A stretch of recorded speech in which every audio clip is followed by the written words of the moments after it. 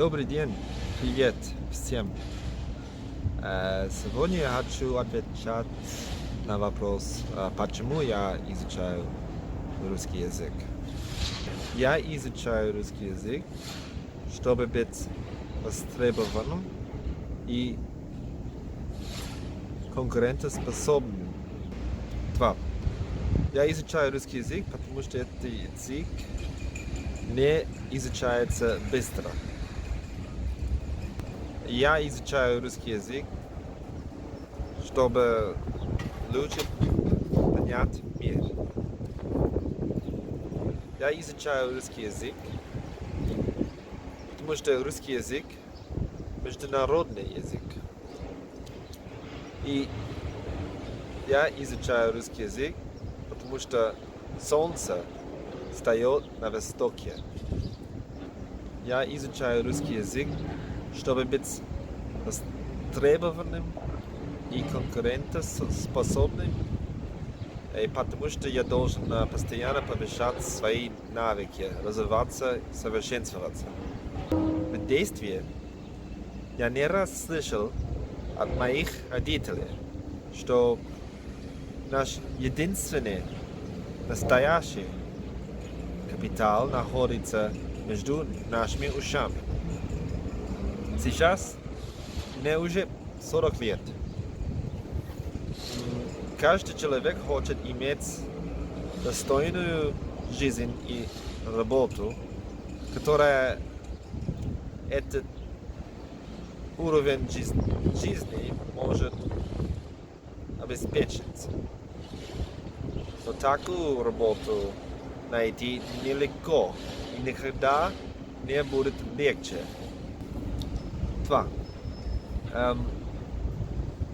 Русский язык – это не тот язык, который можно изучить за одно лето. По данным американской дипломатической службы, русский язык является одним из самых сложных для изучения. Они считают, что для достижения промежуточного уровня необходимо 11 сотен часов обучения. Я думаю, что это у меня займет 3 года. Если ты сейчас начнешь, ты будешь иметь этот навык в команде, когда тебе это будет необходимо. 3. Кто не читает газеты, тот не информирован. Кто их читает, дезинформирован. Я не доверяю журналистам, но еще меньше доверяю их переводчикам. Знание разных языков позволит мне переводить пропаганду с разных сторон. Я по-прежнему не буду читать новости. Я предпочту позвонить своим друзьям. На русском говорят на всей планете и даже в космосе. На международном космической станции говорят на русском. Обычный экипаж состоит из 6 человек. Кроме русских космонавтов, американские и канадские астронавты должны уметь говорить по-русски. Даже если они могут рассчитывать орбиты. Изучение русского языка является проблемой и для астронавтов. Как написал канадский астронавт Крис Хедфилд, с его точки зрения, изучение русского языка была задачей 20 лет.